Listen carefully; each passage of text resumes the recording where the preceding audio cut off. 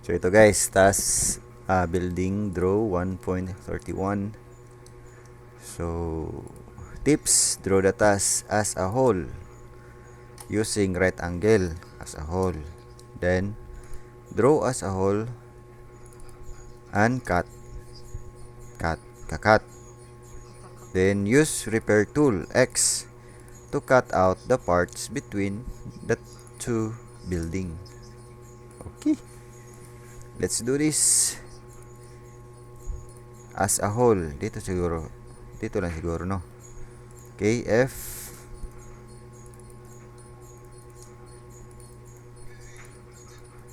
Ano naman siya? Ito yung tinatawag nilang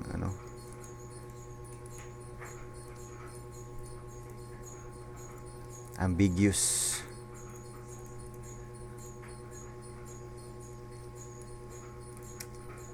Then sabi nila ika-cut.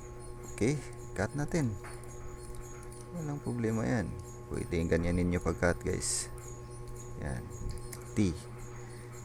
Space. Yan.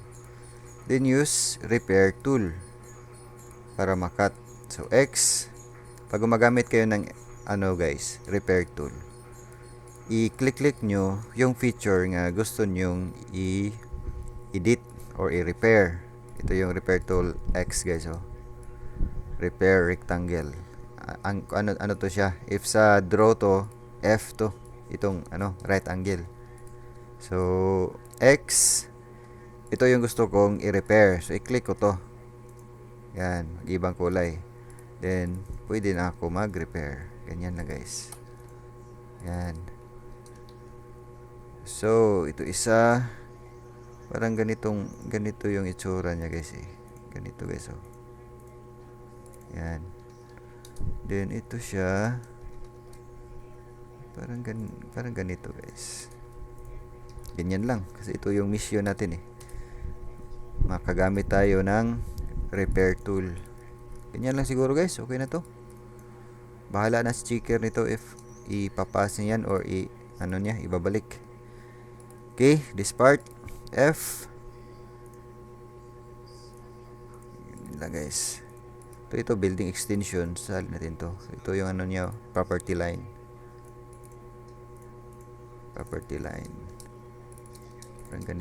ganito itsura niya. Oops. No, ito siya. Then i-repair natin yan.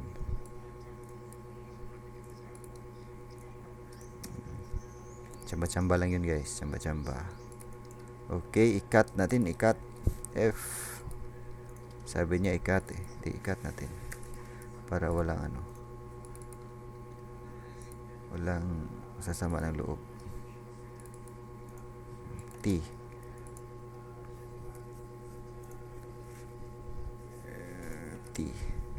So ito guys, para hindi siya didikit dito sa kabilang building, i-repair natin.